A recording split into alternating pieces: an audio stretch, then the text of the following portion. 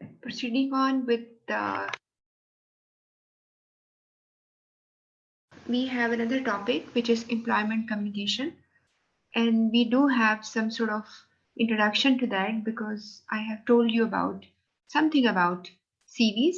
If you remember chronological CV and functional CV, resume जो भी आपका हो, मैं आपको बता चुकी और थोड़ा सा कवर लेटर का जिक्र भी था, लेकिन we are going to do in detail. और आपको मैंने ये बात कही थी कि जब मैं आपको पढ़ा रही होती हूँ तो I just consider not only कि एग्जामिनर जो है वो आपका किस तरह से देखता है आपके सब्जेक्ट को, आपके सिलेबस आउटलाइन को। इसके अलावा आपको जो बुक्स आप लोगों ने मुख्तलिफ स्टूडेंट्स ने जो फिजिकल क्लासेस भी ले रहे हैं या ऑनलाइन भी हो, तो they are taking some books जो यानी फॉलो कर रहे होते हैं, उनमें जैसे एक आईसीएमए की बुक भी है और हटा मफी जो आपको रिकमेंडेड है एंड कोटलैंड बबी की बुक है। तो सारी चीज़ों को देखते हुए आपका ये जो टॉपिक है थोड़ा सा आपको डिटेल में पढ़ना है। और एक चीज़ और, इस टॉपिक को पढ़ने के साथ-साथ आपको not only you are going for like MCQs आप कर रहे हो, बल्कि आपको वैसे भी हेल्प हो जाएगी सीवी बनाने में। आपका और भी बहुत सी चीज़ें इस पे शामिल हैं रिलेटेड टू एम्प्लॉयमेंट कम्युनिकेशन। तो आज कुछ पार्ट उसका आज हम कवर कर पाएँगे, व्हिच इज़ लाइक रिज़्यूमे पे बात करेंगे हम। और मैं एक चीज़ और बता दूँ आपको, इसमें कुछ एरिया जिसको मैंने रेड कलर से यानी कलर उसका चेंज किया हुआ है, कंटेंट का, टेक्स्ट का, वो आपके गाइडेंस के लिए है। आप अगर चाहो तो इसको अभी पढ़ लो, आप चाहो तो इसको you keep it and this is going to be very helpful जब आप अपना सीवी बना रहे हो या आप जॉब के लिए जा रहे हो या ऑलरेडी जो लोग जॉब पे हैं, उनके लिए बहुत हेल्पफुल है, like they move on to another job. और ज़ाहिर-सी बात है जब आप एक जॉब कर रहे होते हो, इट डज़न्ट मीन कि आप सारी उम्र उसी जॉब पे ही रहते हो, और वैसे भी आपको आगे निकलना होता है, बहुत ज़रूरी है ये, क्योंकि करियर ग्रोथ आपकी जो है ना which is very much required.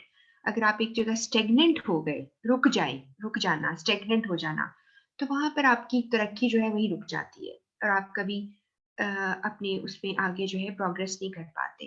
तो मेरा हमेशा सजेशन होता है कि आप एक जगह जॉब करें, you be very sincere with your job, with your आपके जो बॉस है, आपका एम्प्लॉयर है, लेकिन आपका पूरा-पूरा राइट है आपके पास कि आप किसी भी जॉब पर जो कि उससे बेहतर है और आपकी कैपेबिलिटीज़ और स्किल्स को इस्तेमाल करती है, आप उस तरफ जाएँ, ठीक है?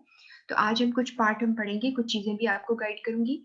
इसके अलावा आपको मैं ये भी बता दूँ कि आज हमने क्वेश्चंस जो करने हैं, उसका एक हिस्सा हम करेंगे। देयर आर 30 क्वेश्चंस और वो आपको बहुत ज़्यादा आपका जो पार्ट है, लेटर से रिलेटेड जो आपको यानी एमसीक्यूज़ में आएगा, वो आज काफ़ी कवर हो जाएगा और उसको नोट डाउन करते जाना आप लोग, क्योंकि ये वो एरिया है जिस तरह मैंने आपसे कहा था कि 7 सीज़ एक एरिया है जिसमें से लाज़मी सवाल आएँगे। और इसी तरह ये भी एक एरिया है कि टाइप्स ऑफ लेटर्स के ऊपर आपकी जो कॉरेस्पॉन्डेंस टाइप्स हैं, उसके ऊपर बहुत सवाल आएँगे। तो आपको मैं यानी this is something which is common, which is everywhere common. तो एग्ज़ामिनर जो है मुझसे सवाल ज़रूर बनाता है। तो मैंने कुछ मिक्स सा करके उसको एक सेट किया है। आज हम 30 क्वेश्चंस करेंगे। पहले हम ये स्टार्ट कर लें जो हमने अभी लाइक आपके सामने आपको नज़र आ रहा है, एम्प्लॉयमेंट कम्युनिकेशन। और यहाँ पर मैंने एक इमेज से उठाया एक सीवी की आपको हल्की-सी नज़र आ रही है अपीयरेंस। आपको अगर याद हो तो मैंने आपको व्हाट्सएप ग्रुप में सीवीज़ के कुछ फॉर्मेट भी शेयर किए थे। कुछ लोगों की डिमांड थी like they want some CVs templates वगैरह उनको चाहिए थे, उसके सैंपल्स चाहिए थे तो मैंने शेयर किए थे। लेकिन मैं आपको आज नहीं, कल के क्लास में आपको मैं कुछ सीरीज़ जो आजकल बहुत ज़्यादा इन वोग हैं, लाइक पॉपुलर हैं, वो मैं आपको दिखाऊँगी और कुछ लोगों के बने हुए सीवी भी आपसे शेयर करूँगी, ताकि आपको सीवी सही तौर पे बनानी आए। क्योंकि समटाइम्स ऐसा होता है कि लोग सीवी बना के लाते हैं which is not very attractive at all. आप कभी भी किसी रिक्रूटर को या अपने एम्प्लॉयर को कभी कन्विंस नहीं कर पाएँगे कि आपको अगर सीवी ही नहीं बनाना आता व्हिच इज़ योर एडवर्टाइज़मेंट, तो आप आगे काम कैसे करोगे? तो ये बड़ी ज़रूरी चीज़ होती है अच्छा सीवी बनाना। तो आज हम जो पहली चीज़ पढ़ने जा रहे हैं व्हिच इज़ जॉब एप्लीकेशन आज नींद में पढ़नी, वो कल का टास्क है। और आज हमने basically job application in resume और सीवी, ये आपका टॉपिक है जो हम इसे फिनिश करेंगे। ट्राई तो मेरी होगी कि कल ये टॉपिक खत्म हो जाए, लेकिन अगर नहीं होता तो हम इस वीक में खत्म कर लेंगे। और मुझे इस चीज़ का सेटिस्फैक्शन है, I believe you do have satisfaction too, कि साथ साथ आपको मैं पहले वाले जो हमने किए हुए हैं नोट्स, उनको मैं हमेशा आपको रिवाइज करके बताती हूँ। आखिरी दिन जो होता है हमारा संडे, वीक का आखिरी दिन पढ़ाई का, तो उसमें ताकि आप पूरे वीक में पिछले वाला रिवाइज करो और फिर उससे रिलेटेड मैं आपको एमसीक्यूज देती हूँ, और साथ साथ हम खत्म कर रहे हैं जो टॉपिक्स रह गए हैं। तो I think it's very favourable activity for you all, I believe कि आप सारों के लिए बहुत ही अच्छा रहता है। तो अब आप देखते हैं रेज्यूमे की, आपको पहले भी एक दफा डिफरेंस बताया था कि resume is a one page summary of your work experience and background relevant to the job you are applying to. आप जिस जॉब के लिए अप्लाई कर रहे हो उसके साथ आपका मैच करता है। और रेज्यूमे जो होता है, जैसे कि ये थर्ड आपको लाइन जहाँ पे मेरा कर्सर यहाँ पर है, इसमें लिखा है resume is the shorter version of a CV, यानी सीवी लंबा होता है और रेज्यूमे शॉर्ट होता है। और सेकंड जो आपका ये कंटेंट है, इसमें मैंने लिखा है सेकंड सेंटेंस के अंदर, a CV is a longer academic diary that includes all your experience, certificates and achievements. अब आपने, यानी आपने डिटेल बतानी होती है, जिसमें आपने मे बी एक जॉब पे है तो क्या क्या आपने किया। अगर आपने से, कुछ लोग होते हैं जो एक्स्ट्रा करिकुलर एक्टिविटीज उनकी होती हैं, जो उन्होंने कोई जॉब नहीं भी की होती, तो वो ज्यादा एम्फेसिस उनका एक्स्ट्रा करिकुलर पे होता है, और वो बताते हैं कि हम स्पोर्ट्स हमने खेली है, या कोई और ऑफिस आपने लिया हुआ था, जैसे कि डिबेट में थे आप, या कोई कॉलेज मैगजीन के एडिटर थे, इस तरह के बहुत सारे, या सोशल वेलफेयर किया आपने, तो ये सारी चीजें आपको सीवी में जरूर डालनी। तो अभी हमें क्या पता चला कि रेज्यूमे जो है वो समरी है of your work experience and background which is relevant to the job you are applying to. ये आपने इसको याद रखा, और ये आपकी एडवर्टाइजमेंट होती है। फिर यहाँ पर दोबारा से डेफिनेशन आ जाती है, इसमें लिखा है your resume is a summary of your experience, qualification, skills and aptitudes.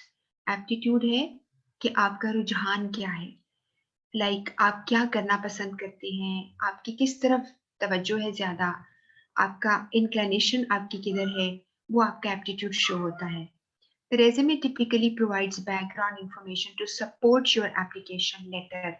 अब आप एप्लीकेशन लेटर जो होता है, जिसे हम कवर लेटर कहते हैं, उसमें आपने basically, in application letter you have opportunity to like you have an opportunity to speak, like you say something in words, in sentences, आप उसको कहते हो। लेकिन जो सीवी होता है या रेज्यूमे होता है, उसमें आप पूरा सेंटेंस नहीं लिख सकते, जिससे कि आपको, यानी कहने का मतलब ये है कि whatever you have written in job application, now you get opportunity to support that by displaying your skills, your experience on a page which is a resume. उस पर आप अपनी एडवर्टाइजमेंट जैसे होती है वो आप देखते हो। इसके बाद यहाँ पर पॉइंट लिखा हुआ है कि जॉब प्रोस्पेक्टिंग प्रीलिमिनरी स्टेप्स, ये जो मैंने लिखा हुआ है ना, यहाँ पे मीनिंग, ये मैंने मीनिंग डाले हैं। इसका मतलब नहीं कि आप परेशान हो कि क्या आ गया बीच में। प्रोस्पेक्टिंग का मतलब है सर्चिंग, एंड प्रीलिमिनरी का मतलब है इनिशियल। जैसे होता है ना, किसी चीज के प्रीलिमिनरी स्टेप्स होते हैं, आप उनके शुरू के स्टेप्स क्या लेंगे, प्रीलिमिनरी रिक्वायरमेंट्स होती हैं कि आप उसकी बेसिक रिक्वायरमेंट्स क्या होती हैं, तो आप इसको like you use this term. और इस तरह प्रोस्पेक्टिंग, सर्चिंग, इसके नीचे लिखा है जी आप इस स्टेप्स में क्या करोगे। उसके लिए सबसे पहला, इवेलुएट योर स्किल्स। ये बहुत इंपॉर्टेंट बात होती है। इसका बिल्कुल भी मतलब नहीं होता कि जो आपको जॉब आई है आप बिल्कुल आंखें बंद करके चल पड़े। अगर आप ऐसा करेंगे तो आप कभी भी वो नहीं कर पाएंगे जो आप कर सकते हैं, या आपके अंदर जिस चीज की स्किल्स है। तो किसी भी जॉब को लेने से पहले, और इवन मैं ये कहूंगी कि जब आप हायर स्टडीज के लिए जाते हैं, जब आप कोई प्रोफेशनल स्टडीज के लिए जाते हैं, तो you should consider first of all your skills, your aptitude, your temperament और व्हाट यू लाइक एक्चुअली। ये सारा कुछ आपको ध्यान करना होता है। मिसाल के तौर पर अगर आप अपनी जॉब लेने जा रही हो तो आप जॉब तलाश करो कि कौन सी लेनी है। सबसे पहले आप अपनी स्किल्स को इवेलुएट करेंगे। अब स्किल्स को इवेलुएट करने का मतलब क्या है, उसके लिए बहुत ही इंपॉर्टेंट बात क्या है कि यहाँ पे लिखा हुआ है unless you plan carefully you could well be another frustrated worker doing a job you don't enjoy. यानी अगर आप ऐसा काम ले लें जो आप एंजॉय ना कर सकते हो, आपके मुताबिक ना हो, आप कुछ चीजों को डिसलाइक करते हो, कर रहे हो, तो आप एक फ्रस्ट्रेटेड एम्प्लॉय होंगे। वो कैसे? इसकी एक मिसाल आपको मैं देती हूँ।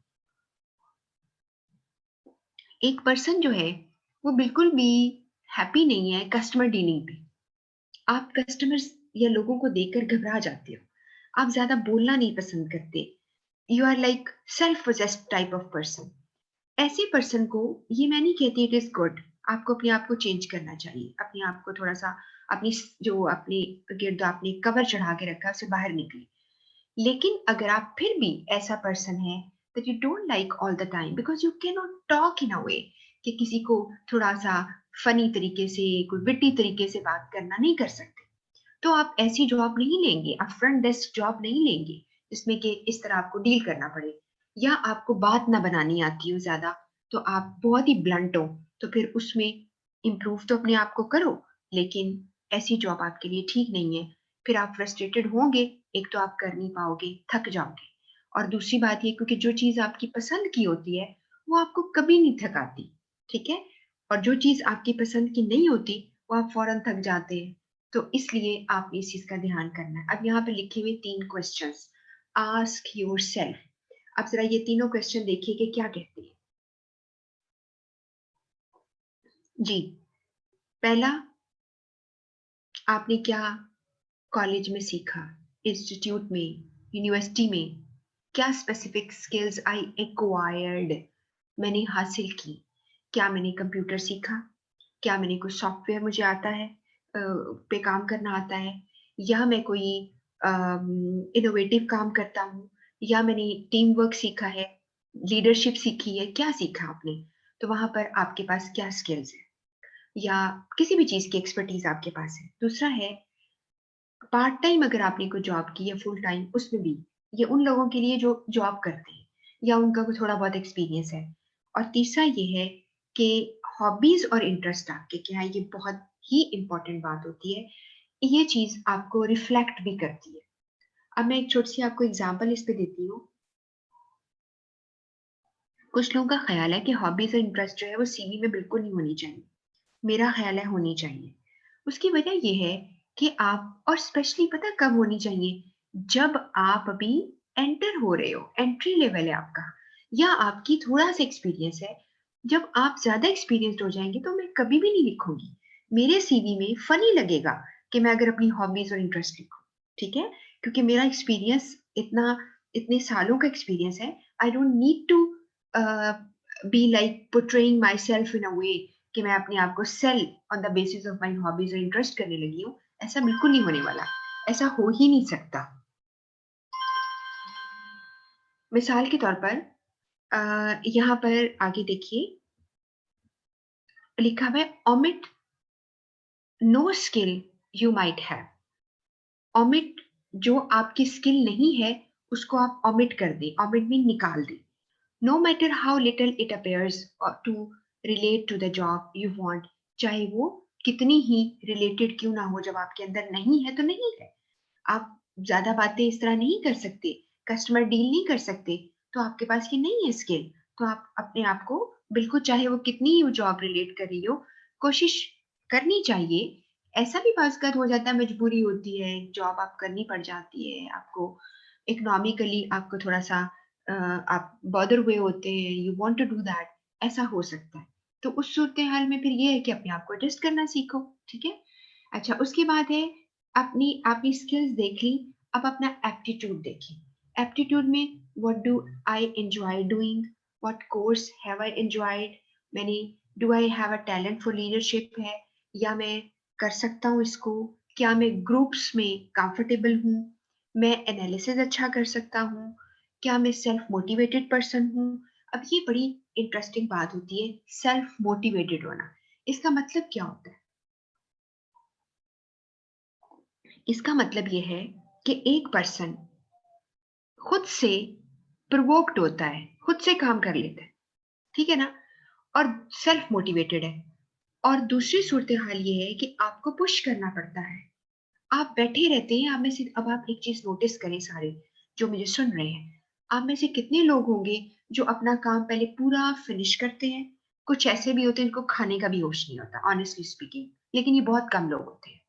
दूसरे ये होते हैं कि हाँ नहीं, पहले खाना वाना मैं खा लूं, उसके बाद आई कैन डू, मैं मुझे पता है मैंने काम करना, मैं कर लूंगा या कर लूंगी।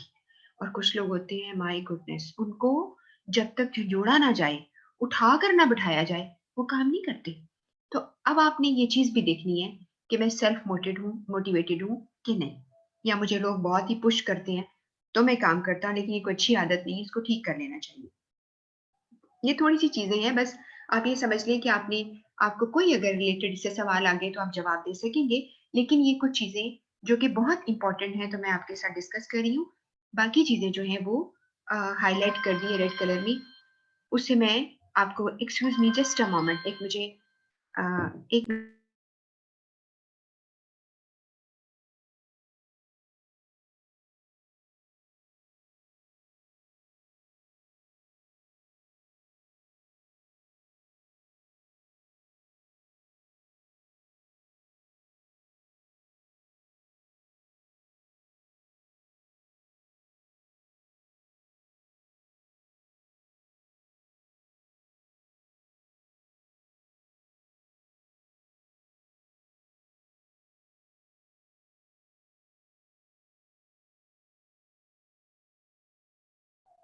जी, आई एम सॉरी। जी, हम कह रहे थे कि सेल्फ मोटिवेटेड हूँ कि नहीं। फिर मुझे क्या बोलना आता है? इंग्लिश में ठीक हूँ, तो ऐसी लैंग्वेज लो, ऐसे लोगों को लो जिससे तुम्हें कंफर्टेबली बोल सकते हो। जैसे मैंने भी आपसे कहा, फ्रंट डेस्क जॉब है, शुरू की आपकी जॉब है, तो अंग्रेजी थोड़ी ठीक होनी चाहिए ना। एक कोई कस्टमर या कोई पर्सन आ जाता है, वो सारी अंग्रेजी में बात करता है, तो आपकी अंग्रेजी अगर फारी हो गई, पैदल हो गई, तो क्या करेंगे आप? इसलिए अंग्रेजी में एक्सपर्ट होना थोड़ा जरूरी है। उसके बाद दूसरा ये कि नहीं है अगर, तो आपकी मदर टंग है, तो उसके लिए फिर आपको देखना पड़ेगा कि whether you can stand that job और नॉट, कर सकते हो उसके कि नहीं कर सकते। उसके बाद ये लिखा हुआ है, can read the with comprehension, मैं समझ सकता हूँ, फ्लुएंटली बोल सकता हूँ, दूसरों को अपनी आइडियाज दे सकता हूँ, उनकी रिस्पॉन्ड दे सकता हूँ। अच्छा, ये जो जॉब, जो चार आगे पॉइंट्स मैंने पढ़े हैं ना, इसका मतलब पता क्या है? ये वो लोग जॉब कर सकते हैं, भला किस चीज की? जो कॉल सेंटर जॉब्स होती है। कॉल सेंटर में अगर आप कहें कि मुझे अंग्रेजी नहीं आती, तो आप जॉब नहीं कर सकती मोस्ट लाइकली, मुझे तो ये अंदाजा है। बिकॉज वहां पर तो आपको अक्सर, अगर ऐसी कंपनी है जैसे मल्टीनेशनल कंपनी है, तो वहां पर आपने क्या करना होता है, you have to talk to people in that way कि जी, बाहर के लोग होते हैं, उनको कोई ना कोई अपनी, जैसे मैंने आपको पहले भी एग्जाम्पल दी थी ऑफशोर कंपनीज में, यानी आप वहां पर होते हो, ऑफशोर कंपनी सुनी, ऑफशोर हेल्प डेस्क होते थे, वहां पर आप काम कर रहे होते हो। तो जो आप किसी और कंट्री में, वेस्टर्न कंट्री से आपको कॉल आती है, तो आप जवाब दे सकें। जी, इसके बाद है evaluate your interest and preference, उसको देखें। और उसके बाद लिखा है इसमें कि क्या मैं किस तरह का काम पसंद करता हूँ। मसलन ये बुलेट पहली, do I prefer working with data, people और थिंग, इन तीनों में से किन के साथ कंफर्टेबल हूँ। मिसाल के तौर पर लोग कैलकुलेशन बिल्कुल पसंद नहीं करते, वो कहते हैं मैं इतना नहीं काम कर सकता, तो उनके लिए अकाउंटेंट्स की जॉब बिल्कुल ठीक नहीं है, ना ही प्रोफेशन ठीक है। अगर आपके अंदर पीपल स्किल्स है, या आप चीजों के साथ, यानी आप कोई भी फिजिकल काम कर सकती हैं, तो वो आप देख लेंगे। उसके बाद है, अपने आप को हमेशा जॉब जब आपने करनी हो, या कोई भी आपने पढ़ाई लेनी है, आगे पढ़ना है, तो आपको देखना चाहिए कि मैं आज से 5 साल और उससे अगले 5 साल, यानी 10 साल कहाँ पे होऊंगा, मैं क्या कर रहा होऊंगा, क्या कर रही होंगी, वो चीज आपको सोचनी चाहिए। ये बहुत जरूरी बात होती है, बहुत इंपॉर्टेंट। अब फिर मुझे स्टॉप करना पड़ेगा क्योंकि अजान शुरू हो गई है, बस ये एक अजान बहुत करीब से आवाज आती है इसकी, तो ये आप आप होते तो इसको रीड कर लो।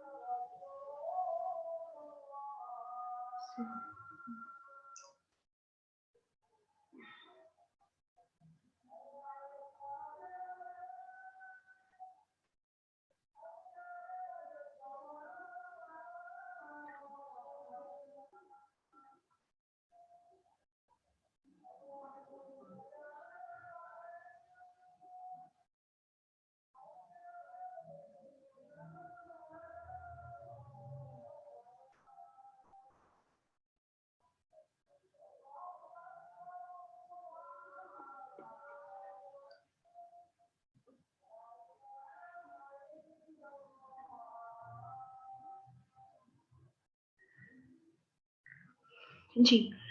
अ, फिर यहाँ पर आप नोटिस करें, यहाँ तक ये है कि अगर तो आपको ऐसी जॉब मिले जो आपके बिल्कुल इंटरेस्ट की हो, तो आप उसमें बहुत ज़्यादा तरक्की करते हो। यहाँ तक कि आपको ट्रैवल चाहिए ज़्यादा, आपको पैसे पे ज़्यादा चाहिए कि आपके पास बहुत ज़्यादा पैसा हो। कुछ लोग होते हैं, उसमें उनकी मोटिवेशन जो है वो इतना पैसा नहीं होती जितना कि वो कम्फर्ट को प्रेफ़र करते हैं। तो डिफरेंट तरह के लोग जो हैं वो डिफरेंट काम करना चाहते हैं। और उसके बाद है कि आप बड़ी कंपनी में अगर जाएँ, कुछ लोग बड़ी कंपनी में काम नहीं पसंद करते। वो क्या वजह है? वो कहते हैं कि इंसान जो है वो एक नंबर बन के रह जाता है, एक डिजिट बन के रह जाता है इतनी बड़ी कंपनी में।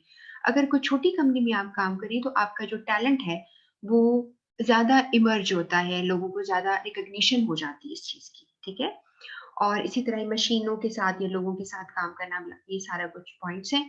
उसके बाद आपको जॉब मार्केट जो है वो देखनी है कि जी जॉब मार्केट क्या है, और उसमें उसके लिए आपको तरीका ही लिखा है इसके अंदर कि आप कुछ ऑक्यूपेशन हैंडबुक्स हैं जो कि आजकल आपको इंटरनेट पे सब मिल जाता है। और इसके अलावा न्यूज़लेटर्स हैं, मैगज़ीन्स हैं। और सबसे ज़्यादा अच्छा पता क्या होता है? जब वन्स आप अपनी जॉब कर रहे हो, यानी की तरफ जा रही हैं, आपकी स्टडीज़ खत्म हो रही हैं, तो उसके लिए आपको चाहिए कि आप अच्छे लिंक्स बना के रखें। लोगों से मेल-जोल बढ़ाएँ, लोगों से मिलें, ठीक है?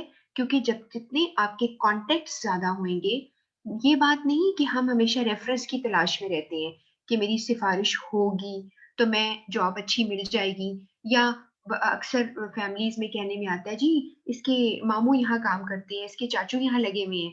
तो ज़रूरी नहीं होता, अब जिन लोगों के मामू या चाचू नहीं लगे, तो वो क्या करें? वो जॉबलेस रहे सारी उम्र।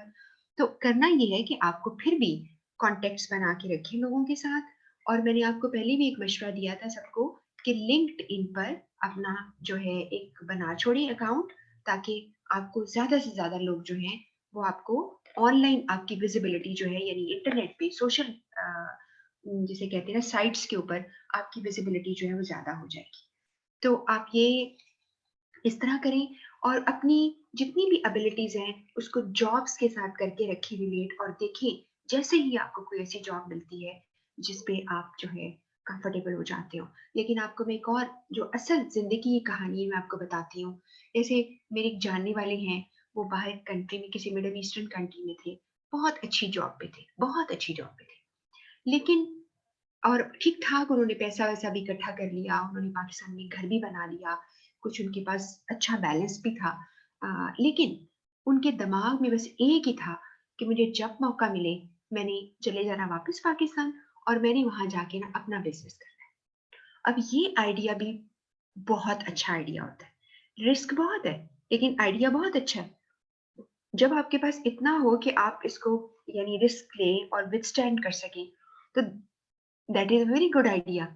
और बाद में जब मैंने थोड़ा एनालिसिस किया उस पर्सन का, तो मुझे अंदाज़ा हुआ कि वो पर्सन जो है, उसके अंदर बहुत ज़्यादा लीडरशिप स्किल्स हैं। और वो बहुत ज्यादा इस चीज में खुश है कि लाइक एक बॉसी किस्म की होती ना आपकी personality, you want to be a boss, you want to have subordinates. ऐसे में वो बंदा जब किसी और सबऑर्डिनेट के नीचे काम करता है तो वो फ्रस्ट्रेटेड रहता है, वो खुश नहीं रहता, चाहे वो कितना पैसा कमा रहा है, सुकून की जिंदगी है, लेकिन वो फ्रस्ट्रेटेड रहता है। तो इसलिए हमें ये अपने आप को देखना है। अब मैं ये नहीं कहूंगी कि आप सारे कहेंगे कि हम तो पढ़ रहे हैं, अभी पढ़े आप बिल्कुल जबरदस्त। और इसके अलावा और ऐसा भी नहीं होता कि वो मैं जैसे जिनके बारे में आपको बता रही हूँ उन्होंने भी तो पहले इतना पढ़ाई की है, जॉब भी की है, फिर उनके पास इतनी एबिलिटी हुई कि वो काम कर सके।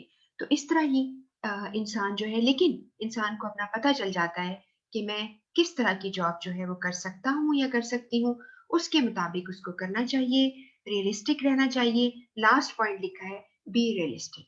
और इसमें एक और चीज होती है, जैसे फीमेल के बारे में। अब फीमेल का सबसे बड़ा प्रॉब्लम ये होता है कि फीमेल जो है, इफ वर्किंग जो लेडीज होती हैं, if they are staying back in offices 9 to 5 job, बहुत सारी दुनिया कर रही है, बिल्कुल परफेक्ट है। अब उन्होंने घर को भी बिल्कुल बैलेंस किया हुआ है। और कुछ लोग हैं वो कर नहीं पाते, बैलेंस नहीं कर पाते।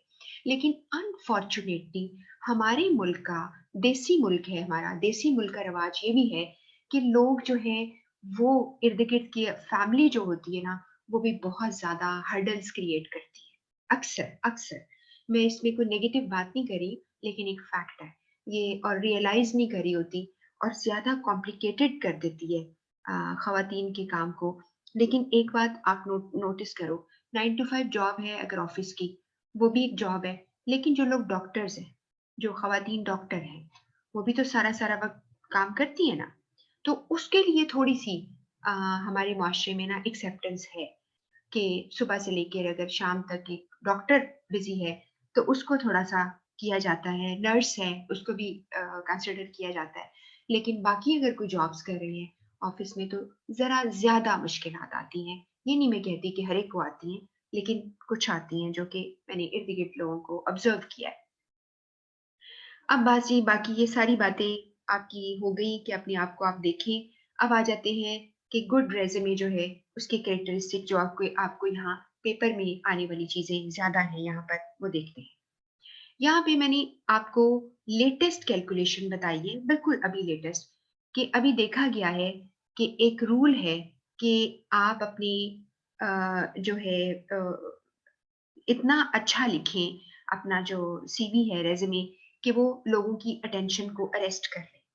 यहाँ पहली लाइन में लिखा है although no set rules exist for resume length, try to limited 1 page. यानी कोई ऐसा रूल नहीं है कि ये 1 पेज का हो, 2 का हो, 4 का हो, लेकिन आप क्या करेंगे, आप 1 पेज का रेज्यूमे बनाएंगे जब आप बिल्कुल ही अभी क्या है, एंट्री लेवल है आपका। और today's recruiter skim resume for an average of 7.4 second. Average निकाली गई, जगह जगह रिसर्च की गई और देखा गया कि एक रेज्यूमे जो है वो 7.4 सेकेंड के लिए एक रिक्रूटर, एक बॉस उसको पढ़ता है। और इसलिए ऐसा है कि जैसे मैंने आपको पहले भी पढ़ाया है कि हमारा अटेंशन स्पैन बहुत कम रह गया है।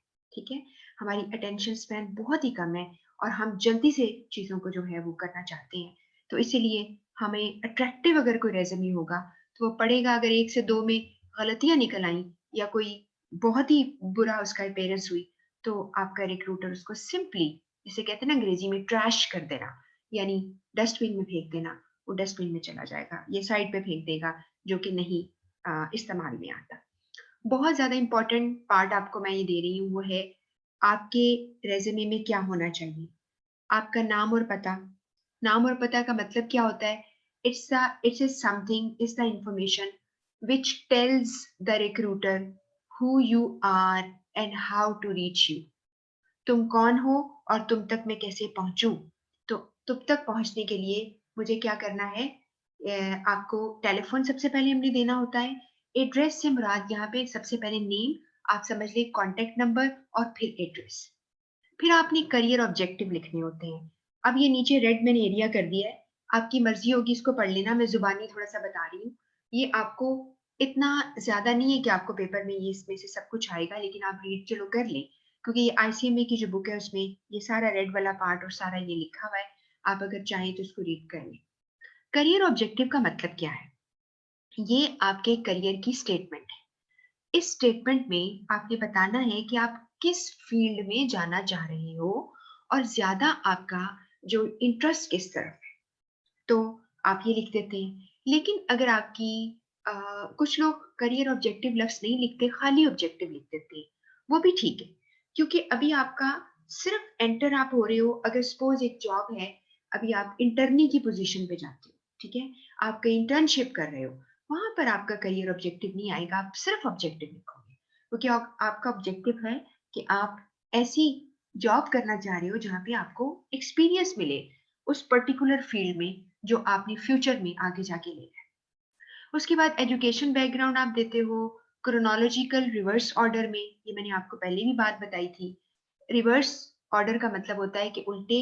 आप सबसे यानी सबसे पहले तो आपने, जाहिर बात है, क्लास 5 अगर पढ़ी है या मैट्रिक किया है, सबसे पहले किया है, लेकिन उसे आप सबसे एंड में लिखेंगे। क्लास 5 तक नहीं लिखना, आप मैट्रिक तक बस जाए, इससे ज्यादा नहीं लिखना आपने, ठीक है। और आप स्कूल, अगर आपका you want to highlight a school कि आपने बड़ा स्कूलिंग आपकी अच्छी है, तो यू कैन मेंशन दैट, आप वो करें। और ज्यादातर करना ही होता है, आप जरूरी होता है करना। इसके बाद है, और एक और बात है एजुकेशन में, अगर आपके ग्रेड्स समझ रहे हैं कि वो इतने नहीं ठीक या मिक्स आए हुए हैं, या आपकी मार्क्स जरा अपीलिंग लग रहे हैं, तो मार्क्स लिख दो। और अगर दोनों ना भी लिखो तो भी फर्क नहीं पड़ेगा। इंटरव्यू के वक्त उसके पूछना होगा तो पूछ लेगा, नहीं तो छोड़ सकता है। इसके बाद अगर वर्क एक्सपीरियंस आपका है तो लिखो, नहीं है तो फिर आप छोड़ देंगे वो। उसके बाद पर्सनल डेटा क्या होता है, जिसमें आप अपना यानी पर्सनल इंफॉर्मेशन देते हो। जैसे कुछ लोग लिखते हैं कि आपका रिलीजन क्या है, आपका मैरिटल स्टेटस क्या है, आप मैरिड हो कि नहीं हो, या कुछ लोग अपने फादर का नाम, उनका डेजिग्नेशन लिखते हैं। इस तरह करके आप लिख सकते हैं। उसके बाद आप अपनी एक्टिविटीज, इंटरेस्ट, आपने कोई अवार्ड्स, आपकी कोई स्पेशल स्किल्स हैं, आप उसको हाईलाइट करेंगे। और अगर आपके कोई रेफरेंसेस हैं, तो आपने रेफरेंसेस, उनके नाम और उनके एड्रेस, कांटेक्ट नंबर वगैरह, या उनका सिर्फ आप ईमेल और कांटेक्ट नंबर दे दें, डेजिग्नेशन दे दें, बस इतना ही काफी होगा। इसके बाद आपको ये जो एरिया रेड किया हुआ है, मैंने आपसे कहा था आप पढ़ लीजिएगा, आपकी मर्जी है। यहाँ पर जो चीज अब हम देखने जा रहे हैं वो क्या है, अच्छा, इसमें मैंने सारा कुछ एक्चुअली ठीक करके लिखा हुआ है कि आपने जब कंपनी का नाम लिखना हो, कि आपने क्या काम किया है, किस तरह से किया हुआ है, ये सारा कुछ मैंने आपको यहाँ पे लिखा हुआ है, ये आपको मिल जाएगा। जैसे फॉर इंस्टेंस मैं एक मिसाल देती हूँ कि आपने यहाँ पर एक 2018 से आपने एम्प्लॉयमेंट डेट किस तरह लिख रहे हो, 2018 टू प्रेजेंट, यानी अभी चीफ अकाउंटेंट की पोजीशन में लगे हुए हो, एबीसी लिमिटेड आपकी कंपनी है, आगे उसका एड्रेस लिखोगे और रिस्पॉन्सिबिलिटीज उसके नीचे लिखकर, उसके नीचे यहाँ बुलेट पॉइंट्स में maintenance of accounting records, preparation of bank reconciliation statements and payroll, आप ये लिख सकते हो इस तरह बुलेट पॉइंट्स के साथ, ठीक है। लेकिन मैं कल आपको सीरीज दिखाऊंगी, तो आप उसमें अंदाजा आपको हो जाएगा। अब यहाँ पर हम आपको ये रेफरेंस सारा लिख दिया मैंने। अब जो लास्ट चीज है जो आपने भी समझनी है, वो है जो इसका जिक्र मैंने थोड़ा सा पहले किया हुआ है, वो है कि आपका, ये आपको लाजमी पेपर में आएगा। ये मैंने पहले आपको दो तरह के सीवीज बताए हुए हैं। दो तरह के जो रेज्यूमे या सीवी, लोग ज्यादातर एक ही मतलब लेते हैं, दो तरह के आपको बताए थे, वो मैंने सीए की बुक से आपको इंफॉर्मेशन दी हुई है, आपके नोट्स में है, कहीं पे आप चेक कर लेना।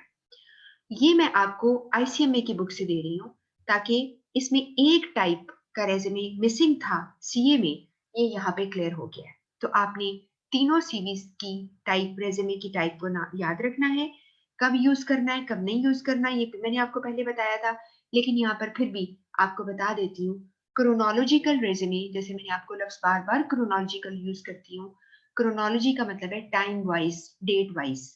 आपने डेट वाइज लिखना है। इसमें लिखा है लिस्ट वर्क एक्सपीरियंस और education in reverse chronological order में, डिस्क्राइब रिस्पॉन्सिबिलिटीज एंड अकॉम्प्लिशमेंट्स आप एसोसिएटेड विद ईच जॉब और एजुकेशन एक्सपीरियंस इसमें बताया जाता है। किस वक्त यूज करोगे, कि आपका लास्ट एम्प्लॉयर बहुत वेल नोन है और आप अपने करियर पाथ में आगे जाना चाह रहे हो उसी तरह। फिर है यहाँ पर कि आपकी जॉब हिस्ट्री शो करती है आपकी प्रोग्रेस, आपने उसी फील्ड में आगे प्रोग्रेस की है। और आप इसके अलावा आप अपनी ऐसी ऑर्गेनाइजेशन में आप इस अप्लाई करने जा रहे हो जो कि आपको बहुत ज़्यादा ही समझ लें कि that's very favourable for you. इसके बाद है you have change the job frequently. जब यूज नहीं करनी, यूज तब नहीं करनी जब आपने जॉब को फ्रीक्वेंटली चेंज किया है, फिर क्रोनोलॉजिकल बिल्कुल नहीं करना, ठीक है। और या अपना करियर बार बार चेंज कर रहे हो, करियर गोल चेंज कर रहे हो, पहले तुम कुछ और जॉब कर रहे थे, तुम सेटिस्फाइड नहीं थे, हो सकता है जो तुमने पहले जॉब ली थी वो मजबूरी में ले ली थी, और अब तुम हमारी पढ़ाई की कैफियत या तुम्हारी एक्सपीरियंस की कैफियत ऐसी हो गई है कि बेहतर जॉब पे जा सकते हो, तो आपने अपनी दूसरे करियर को चेंज कर लिया। उसके बाद you have not progressed in your career, या करियर की ग्रोथ नहीं हो सकी। फिर आप जब ग्रोथ नहीं हो सकी तो फिर क्रोनोलॉजिकल क्यों लोगे, सारी बात है, ठीक है। और या फिर आप वेरी फर्स्ट टाइम आप अप्लाई कर रहे हो, तो इस सूरत हाल में आप ये करेंगे जी। तो दिस इज देयर जी। बुशरा, आप कुछ पूछना चाह रही हैं? वालेकुम अस्सलाम।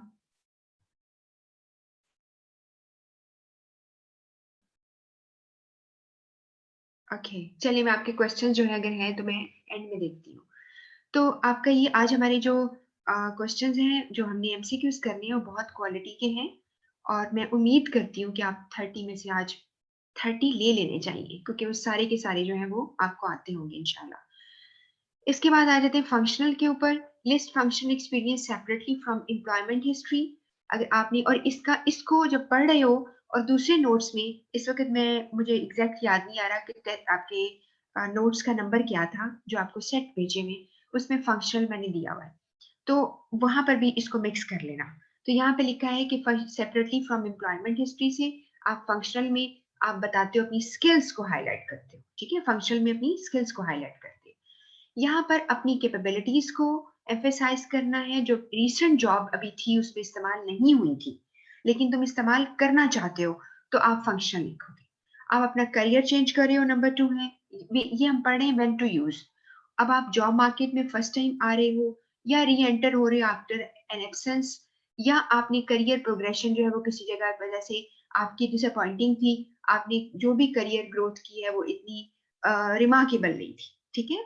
और कुछ ऐसी वैरायटी ऑफ जॉब्स की हैं जो अनरिलेटेड हैं, अभी जो काम करने जा रहे हो उससे रिलेटेड नहीं है लेकिन तुमने की हुई है। मिसाल के तौर पर अगर तुमने टीचिंग की हुई है, तो एक अकाउंटेंट की पोजीशन पे जाने के लिए टीचिंग की क्या मैच है, नहीं है ना। तो वहां पर फिर भी आपको दिखाना है कि जी मैंने टीचिंग जो है की हुई है, तो आप उसको दिखाते हो। और हमेशा हम बाजुकात एक जो लिखते हैं ना, वो एक कॉम्बिनेशन टाइप ऑफ लिखते हैं, ठीक है, एक कॉम्बिनेशन टाइप ऑफ लिखते हैं। तो मैं आपको ये जो है सीरीज दिखाऊंगी, आप देखिएगा किस तरह से करने हैं। और when not to use, you want to emphasize your career progress, you have performed a limited number of functions, your most recent employers are well known and prestigious हैं, you are applying to a traditional organization। यहाँ पर वो कहता है कि आपने when not to use करने वाली बात है। वही बात हो गई कि जो चीज आपने पहले वाले में यूज में थी अब यूज में नहीं है, when to use and when not to use। अब तीसरा टाइप जो कि सीए की बुक में नहीं था, उसमें था नहीं था targeted. Targeted mean list capabilities and accomplishment pertaining to specific job, briefly list work experience in a separate section। कि आपने जिस चीज के लिए अप्लाई कर रहे हो उसको फोकस करके चलेंगे, ठीक है। You should be clear about target job. आपके करियर ऑब्जेक्टिव जो है सेवरल करियर ऑब्जेक्टिव, लेकिन एक बात याद रखिएगा इसके लिए, बाजुकत ऐसा होता है, यहाँ पे लिखा हुआ है you have several career objectives and want a separate resume for each. आप कहेंगे ये इसका क्या मतलब है? इसका मतलब मैं आपको बताती हूँ। मिसाल के तौर पर मैं फिर चलिए एक डॉक्टर की एग्जांपल ले लेती हूँ। एक डॉक्टर है जो मेडिसिन में एक्सपर्ट है, ठीक है। आप जाते हैं, दवाई लिख के देते हैं, आपको प्रिस्क्रिप्शन देते हैं, सर्जरी नहीं करते, तो मेडिसिन से है। नंबर 2 ये है कि वो टीच करते हैं, साथ साथ प्रोफेसर भी हैं, असिस्टेंट प्रोफेसर हैं। दो उनके पास हो गए काम करने की, दो तरह की डायमेंशन आ गई। तीसरी डायमेंशन ये हो सकती है कि वो एक क्लिनिक की पूरी मैनेजमेंट भी संभाले हुए हैं। He is the like manager on any hospital, छोटा सा हॉस्पिटल है, तो यूनिट है, इसमें काम कर रहे हैं। तो आप अब नोट करें कि उसके पास तीनों तरह की अपॉर्चुनिटीज हैं, और अगर वो टारगेटेड अपना सीवी बनाएंगे, अगर उन्होंने पढ़ाना है तो उसके लिए सबसे ज्यादा हाईलाइट करेंगे अपनी टीचिंग एक्सपर्टीज को, कितने साल से पढ़ा रहे हैं, क्या सब्जेक्ट है, कौन कौन सब्जेक्ट पढ़ा रहे हैं और कौन से प्रॉफ को पढ़ा रहे हैं, वो आपको यानी लिखेंगे। और अगर कोई मेडिसिन या एज अ डॉक्टर जॉब है तो वो उसको हाईलाइट करेंगे और साथ सपोर्टिंग लिखेंगे कि वो पढ़ाते भी है। ठीक हो गया ना। और इसी तरह अगर वो मैनेजमेंट की जॉब भी है तो वो मैनेजमेंट को फोकस करके चलेंगे। तो यहाँ पर ये 3 फर्क है, इसलिए आपको बता रही हूँ कि जब आप इसको पढ़ेंगे तो आपको क्लियर हो जाएगा। तो ये बात हो गई। अभी ओके, कोई बात नहीं, मिस्टेकनली आपका हाथ रेज हो गया, कोई बच्चे स्टूडेंट कह रही है। ठीक हो गया ना। अच्छा, अब हम यहाँ से क्या लेके गए हैं आज, छोटी थोड़ी थोड़ी बातें आपको समझाने वाली हुई हैं। जॉब मार्केट सर्च करनी है, अपने मैच करना है अगर कोई सवाल ऐसा आ गया, क्योंकि सारा जो पार्ट मैंने आपको सिखाया है वो आईसीएमए की नोट्स जो बुक है उसके अंदर से है। तो मैंने आपको गो थ्रू करा लिया, इससे मुझे भी तसल्ली हो जाती है कि कोई एरिया ऐसा नहीं रह गया जो हमने कवर ना किया।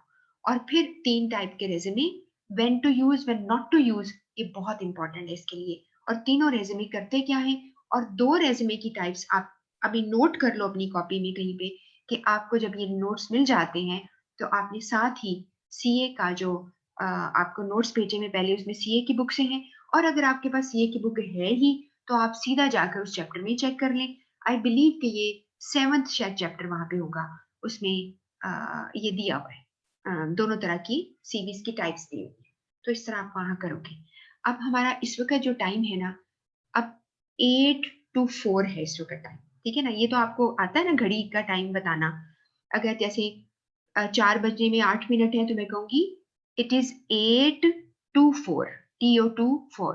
और अगर अगर 4 बज के 8 मिनट हो चुके हैं तो हम कहेंगे 8 past, PAST, past 4। सही है ना। ज्यादातर आप कहेंगे क्या बच्चों वाली चीज मुझे सिखा रहे हैं, सिर्फ देख रही हूँ कि आता ही होगा आप लोगों को। इसी तरह अगर आपके आधा घंटा हो गया है तो आप 1/2 past 4 कह दोगे, 4:30 हो गए हैं। ठीक है। और इसी तरह आपका अगर 4:15 हो गए हैं तो यू से 1/4 past 4, और 1/4 to 4 भी कह सकते हैं, 3:45 को। तो इस तरह से आप अपनी घड़ी जो है उसको बताते हैं। और अगर आपकी घड़ी जो है खराब हो गई और वो टाइम ज्यादा बता रही है तो आप कहते हैं my watch is gaining time. ठीक है, गेनिंग, गेन कर रही है, जैसे कि इंसान वेट गेन करता है ना, बिल्कुल ऐसे। और अगर लूज कर रही है यानी घड़ी पीछे जा रही है तो आप कहते हैं my watch is losing time, time जो है लूज कर रही है। तो ये आपको वैसे ही बात मैं, हालांकि हम करने जा रहे हैं क्वेश्चंस अपनी एमसीक्यूज के लिए जा रही हैं, तो मैंने सोचा कि स्विच करते हुए, चेंज करते हुए आपसे कोई बात कर लूं। अच्छा जी, अब हम क्या करने लगे हैं, आपको 30 सवाल आ गए हैं, होशियार हो जाओ, अपनी अपनी पेन पकड़ लो और खुद ही पढ़ोगे। कर लोगे तो मैं सारे आंसर आपके साथ शेयर करूंगी। उम्मीद है कि आज मैंने नंबरिंग ठीक ही मेरी होगी, बिकॉज आपकी क्लास से अक्सर पहले, बिकॉज बहुत मेरे पास टाइम कम होता है, मैं इनको रीड करके तो मार्क कर लेती हूँ, तो नंबरिंग करती हूँ ताकि आपका टेस्ट जो है जब आप कर रहे हैं तो परफेक्ट हो जाए। तो पहले वाला सवाल आपके पास आ गया, claim letters are written by. जरा देखिए कि पहले सवाल में क्या है। अच्छा जी, आंसर आने शुरू हो गए हैं। मुस्कान कह रही है 1C। कुछ तो आसान है। ठीक है, अब ये देखते हैं क्या बनता है आपके साथ। ठीक है, कुछ तो बहुत आसान है लेकिन उम्मीद है इंशाल्लाह आपको आती है। ओके, ठीक है, क्वेश्चन 2 पे देखिए।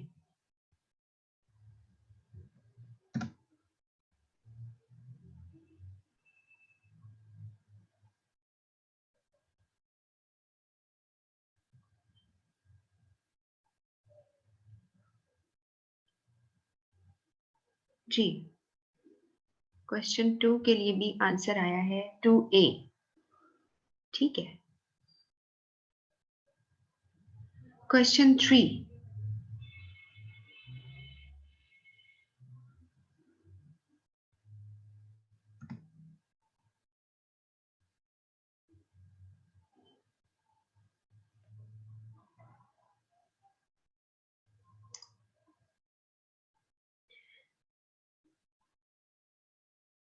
जी, आई थिंक हो गया।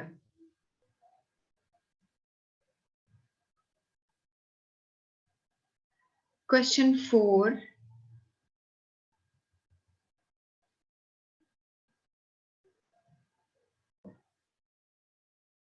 ये बहुत आसान सवाल है।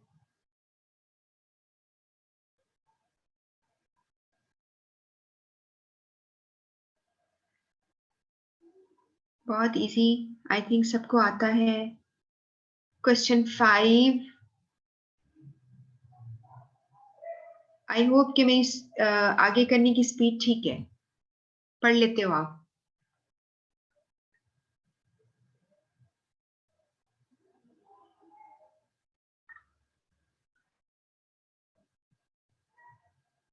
ठीक, डन। क्वेश्चन 5 भी हो गया।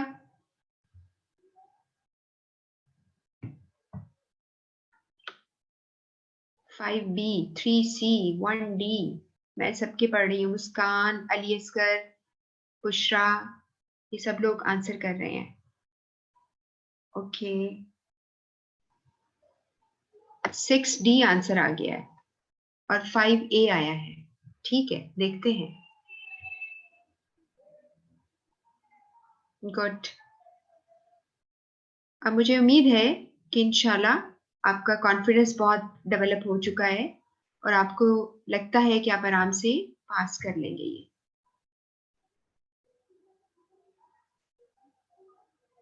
जी, क्वेश्चन 7 भी हो गया।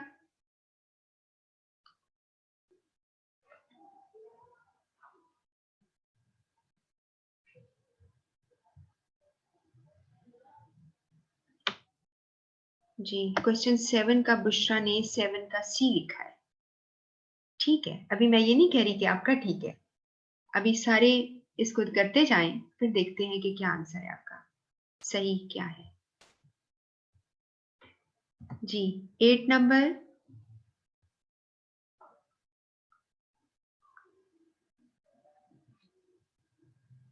And 9 number.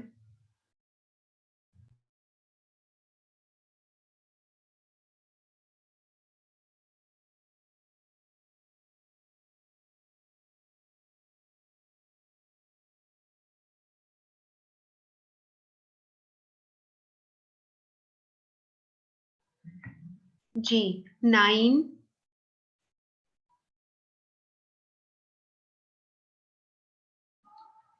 एंड 10।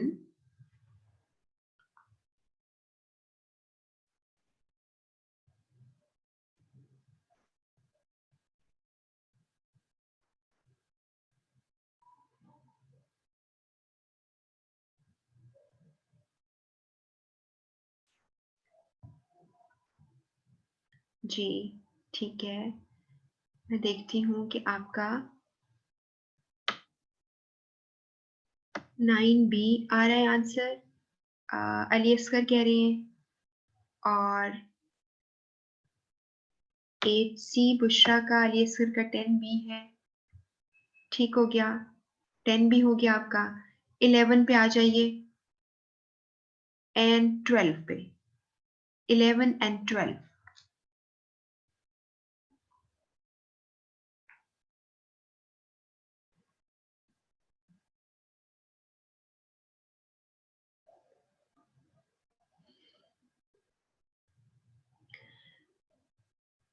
जी, आपके आंसर ठीक आ रहे हैं ना, तो इसमें आप समझ लें कि आपको लेटर्स की सारी टाइप्स की समझ आ गई है। ठीक है, अली असगर एंड बुशरा दोनों ने 11D लिखा है, 10B है। अच्छा, 12,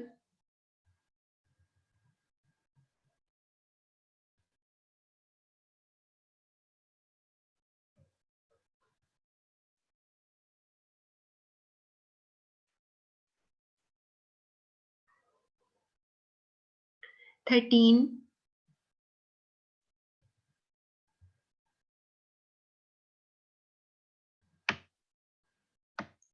अच्छा, नाइला रजाक और अली असगर, आपने 12D लिखा है। अच्छा जी, अब जरा 13 देखते हैं कि वो क्या आंसर है।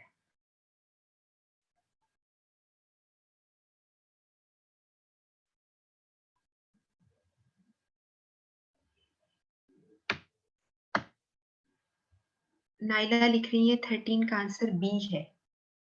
ठीक है, अच्छा। 14,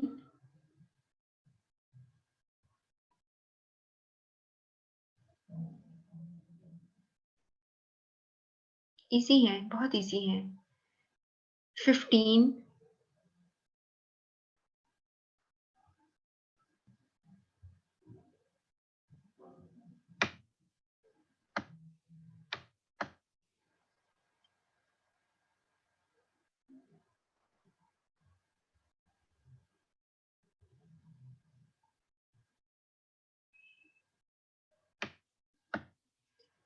ओके।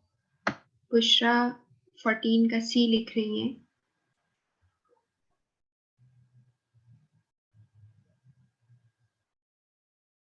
ओके, 16,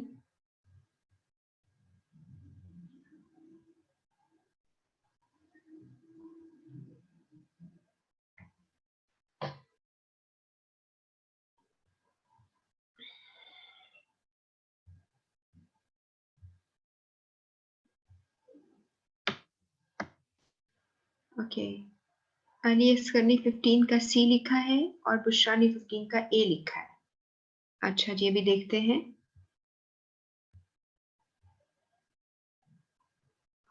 जी 16 आपका हो गया।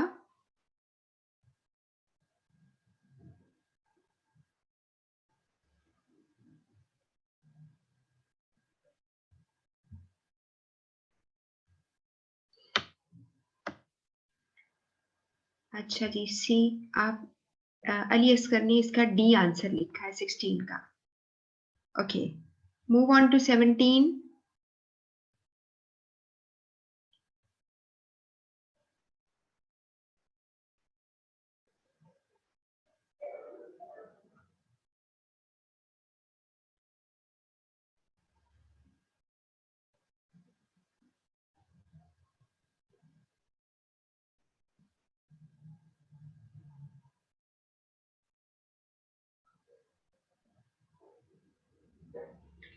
जी 17 आपने कर लिया। 18, 17 का आंसर ए कर रहे हैं आप, अली असगर। ओके, 18, ये जरा ध्यान से कीजिएगा। 18 क्वेश्चन।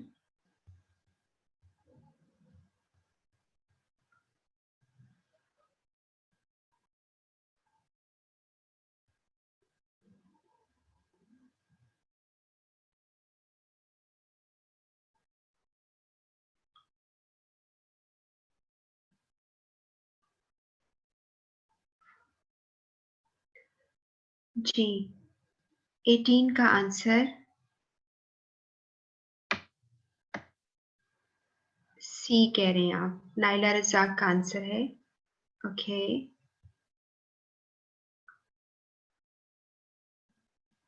19,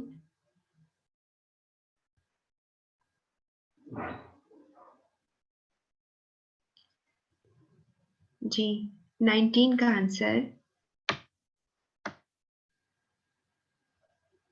हाँ 18 सबका सी आंसर है, नाइला रज़ाक, अली असगर एंड बुशरा मुख्तार का। अब आप देखिए 19 का क्या आंसर है।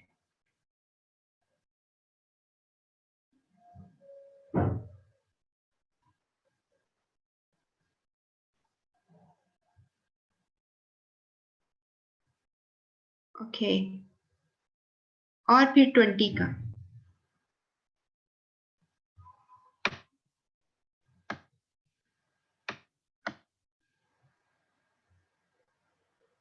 Nineteen and 20। 19 आई थिंक आप पढ़ चुके हैं, एंड 20।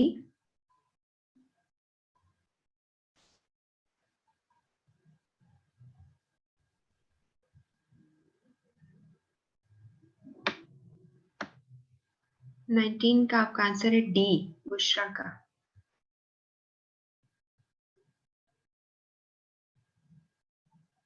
ओके, 20 का देखिए।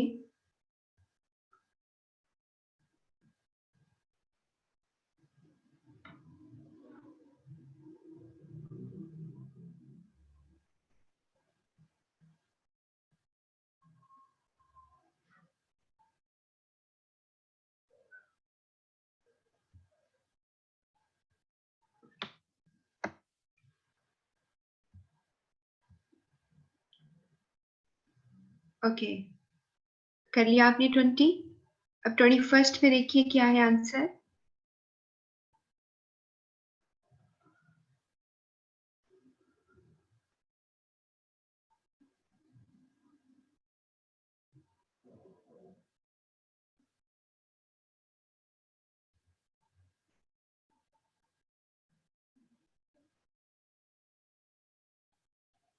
ध्यान से क्वेश्चन पढ़ें।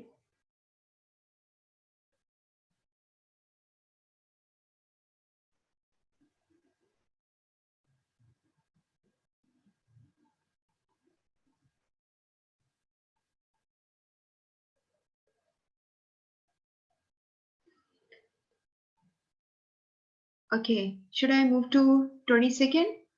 हो गया, आप 21 फर्स्ट कर लिया आपने।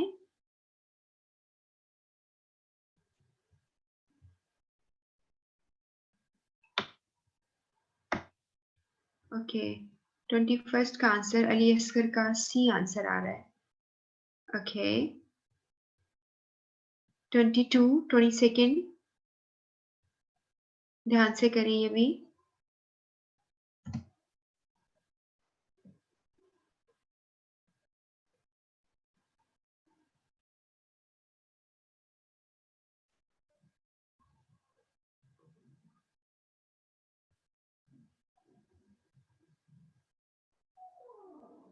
जी, ध्यान से कीजिएगा, लॉजिकल इसको होकर सोचिए।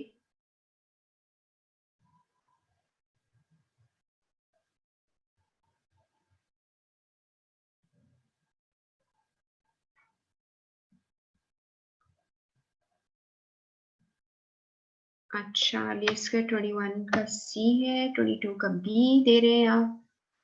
अच्छा जी, देखते हैं। Good, very good effort. 23।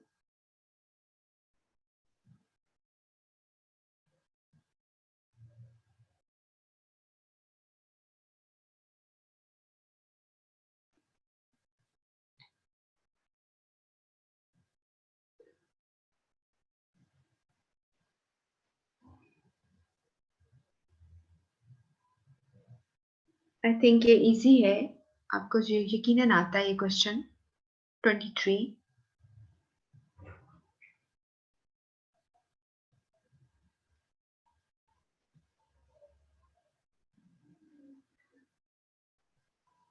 Okay जी, 22nd का आंसर बी आपने दिया, और देखिए 23 का आंसर क्या है।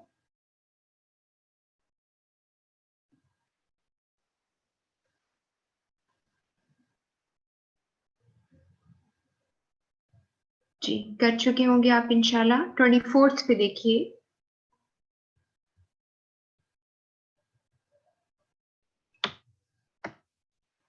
ओके, बुशरा ने 23 का आंसर ए लगाया। ठीक है, आप देखिए 24।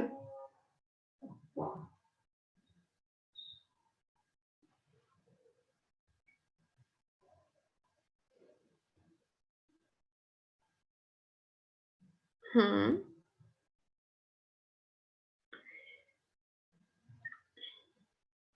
Okay done. 25th में देखिए जरा, थोड़ा सा डिफरेंट तरीके से क्वेश्चन है ये। Like you read these 4 sentences here and the answers are A, B, C, D। नीचे आंसर्स हैं कि कॉम्बिनेशंस उसने बताए हैं आपको कि ऊपर से जो लिखा है उसका कॉम्बिनेशन क्या है। जी, 23 का ए है बुशरा का, 24 का बी है आपका। ठीक है, 25th देखिए।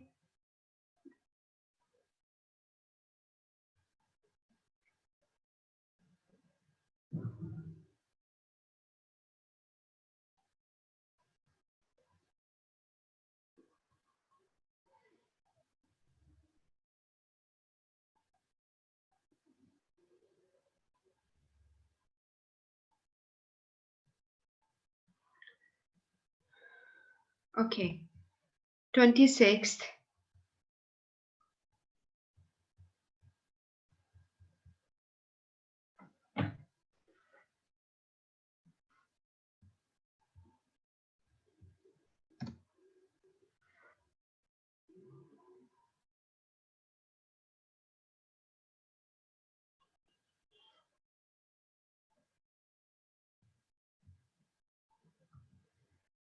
27th.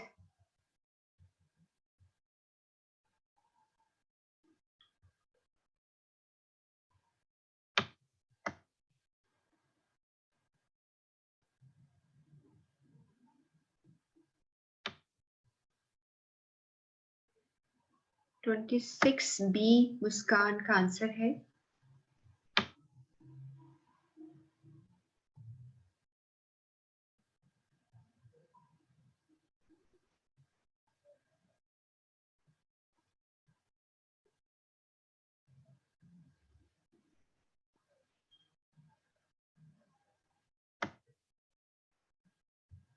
ट्वेंटी सेवेंथ आपने कर लिया। 28th,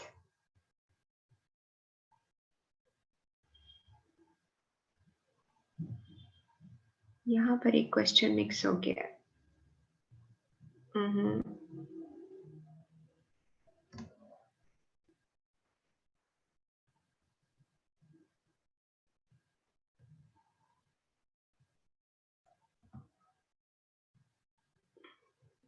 बिकॉज ये एक एक्स्ट्रा क्वेश्चन आ गया है, आप इसको कर लो।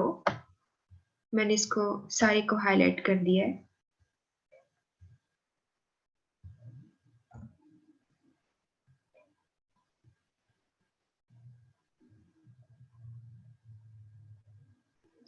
ट्वेंटी एट के बाद ये एक्स्ट्रा क्वेश्चन, ठीक है, इसको भी नोट कर लो कि क्या इसका आंसर आपका आया। उसके बाद 29th,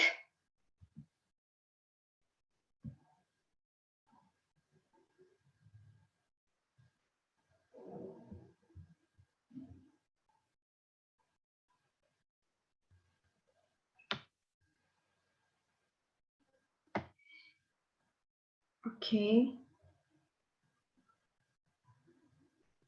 और लास्ट क्वेश्चन है ये 30th, ठीक है। जो एक क्वेश्चन बीच में आ गया वो शायद कट पेस्ट जब मैं करती हूँ तो वो अननोटिस्ड रह गया, उसको आप एक्स्ट्रा ले लो, कोई बात नहीं। तो 30 क्वेश्चन से आपकी वैल्यूएशन हो जाएगी।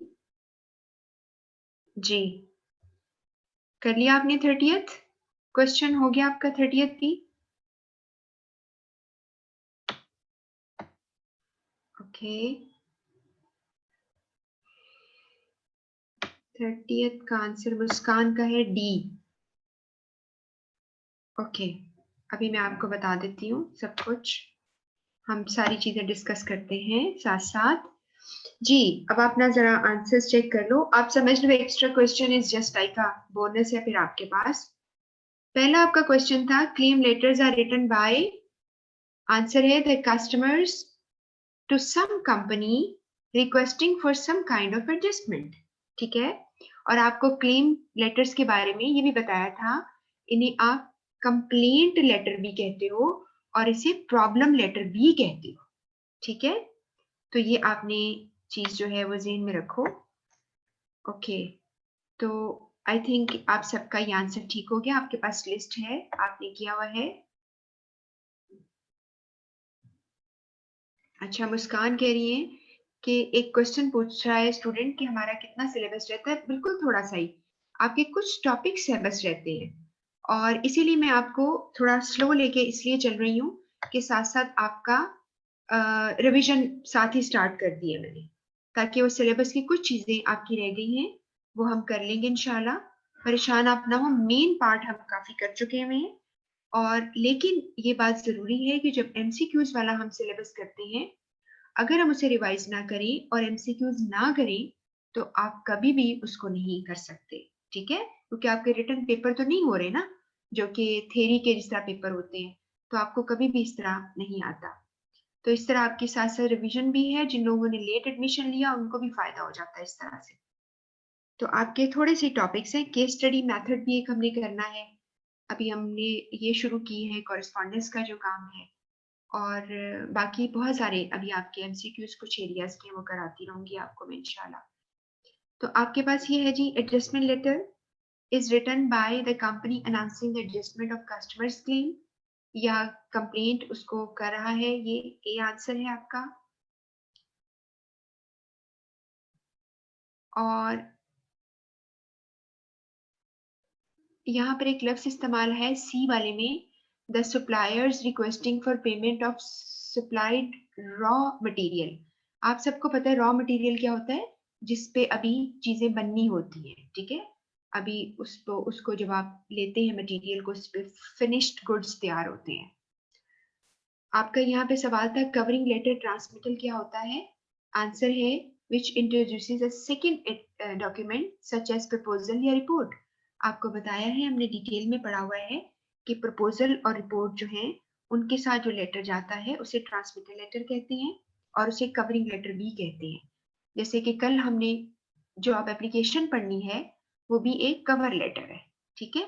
और यहाँ पर मैं आपको जो दूसरे वाले पार्ट्स हैं जो कि आपने सिलेक्ट नहीं किए, अगर उसमें कोई मुश्किल लफ्ज है तो मैं आपको मीनिंग बताती हूँ। मिसाल के तौर पर सी पॉइंट के अंदर लिखा है कि which provides a cover to organization against adverse decisions regarding levy of tax. जो लेवी है, लेवी का मतलब है इम्पोज करना, टैक्स इम्पोज करना, ठीक है। तो यहाँ पर ये नहीं ठीक था। बफर स्टेटमेंट क्या करती है, यहाँ पर जो इंफॉर्मेशन है कन्वेज बैड न्यूज नहीं करती। उसके पास तो न्यूट्रल स्टेटमेंट होती है वो, या गुड न्यूज हो सकती है, यानी पॉजिटिव स्टेटमेंट होती है। गुड न्यूज नहीं आप कह सकते, उस पर न्यूट्रल या पॉजिटिव स्टेटमेंट होती है बफर की। ये पहले वाला पॉइंट गलत हो गया। Reduces the effect of bad news, yes, bad news का इफेक्ट कम करती है। इंक्रीज करती है इफेक्ट को नहीं। Briefly describe the concept of a buffer state, ऐसा भी नहीं है। सबसे जो बेहतर आंसर है वो पहले वाला। इसके बाद अगला है sales letters are written by. Sales letter हमेशा ऑर्गेनाइजेशन लिखती है, जो कस्टमर्स को अट्रैक्ट करने के लिए, ताकि आप हमारी चीजें खरीदें। और आपको ये भी बताया था कि sales letter are persuasive letters. Sales letters are kind of advertisements introducing any product और कोई सर्विसेज आप दे रहे हैं, ठीक है, उसके लिए। इसके बाद आइडा प्लान आ गया। AIDA plan is very effective to prepare. AIDA plan जो है एक किसके लिए होता है, परसुएसिव रिक्वेस्ट के लिए होता है, अभी मैंने आपको बताया। बाकी सब ये गलत है पॉइंट्स, ठीक है। और अगर आपको चॉइस करनी हो रिक्वेस्ट डायरेक्ट और इनडायरेक्ट में से, तो आइडा प्लान इनडायरेक्ट के अंदर फॉल करता है, क्योंकि खबर एकदम से नहीं देता, इसलिए आप उसे कह सकते हो। लेकिन इतना ताल्लुक आइडा का डायरेक्ट के साथ नहीं होता, हम इसको अलग से ही परसुएसिव प्लान या परसुएसिव रिक्वेस्ट कहते हैं। परसुएसिव का मतलब होता है कन्विंस करना किसी को, यानी इस बात पे राजी करना कि वो आपकी चीजें ले ले और आपसे बिल्कुल इम्प्रेस हो जाए। इंक्वायरीज लेटर जो हैं are also called information letters. ये तो बहुत ज्यादा आसान सवाल था। इसके बाद अगला सवाल है कि ऑर्डर लेटर एक कॉन्ट्रैक्ट होता है परचेज एंड सेल का, कि आपने चीजें खरीदी भी हैं और सेल भी की हैं। इससे खाली जो है आपकी डील नहीं होती और ना ही आपकी परचेज होती। परचेज एंड सेल दोनों चीजें ऑर्डर लेटर के अंदर कवर हो जाती हैं। उसके बाद है जी क्लेम लेटर्स क्या होते हैं, these are called problem letters. मैंने आपको पहले क्वेश्चन में बताया था और बाकी गलत हो गए। और यहाँ पे है if the goods supplied by seller are defective है, तो वो कौन सा खत लिखेगा, क्लेम लेटर लिखेगा। इसके बाद letter written in reply to claim letter are called adjustment letters, ये भी आप सबको पता है। Memo is taken as a brief form of written communication for internal use.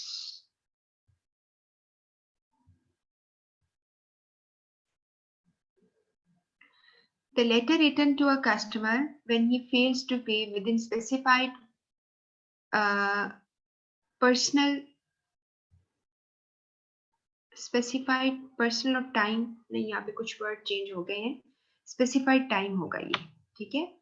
तो उसको हम कलेक्शन लेटर कहते हैं।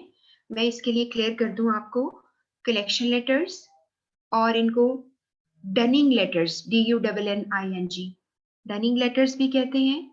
और ये मैं आपको बताती चलूं कि क्रेडिट लेटर्स मैंने आपको पहले भी जिक्र किया था, और जैसे मैंने आपसे कहा है कि मेरा ऑब्जेक्टिव जो है आपको MCQs कराने का खुद ये भी है कि मैं आपको साथ साथ रिवाइज करा रही हूँ।